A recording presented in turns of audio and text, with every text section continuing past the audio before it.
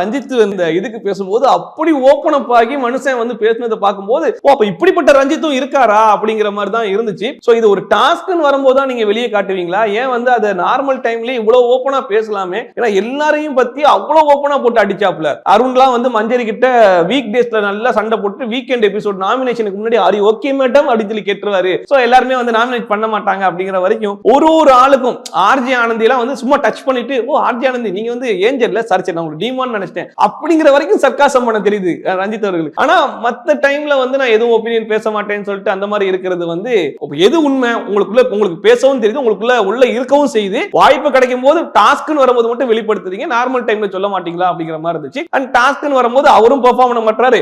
இவர்கிட்ட போய் time waste பண்ண நம்மளுக்கும் வேஸ்ட். யாருக்கிட்ட லைம் லைட் கிடைக்கும், யாரை போய் சீன்றா நம்மளுக்கும் வந்து வெளியே அந்த ஷோல 1 hour எபிசோட்ல வர முடியும் அப்படிங்கறத தெரிஞ்சுக்கிட்டு எல்லாரும் ஒர்க் அவுட் பண்ண ஆரம்பிச்சிட்டாங்க. சோ ரஞ்சித் கிட்ட போறதே வேஸ்ட்ன்றதுனால தான் அவாய்ட் பண்ற மாதிரி இருக்கு.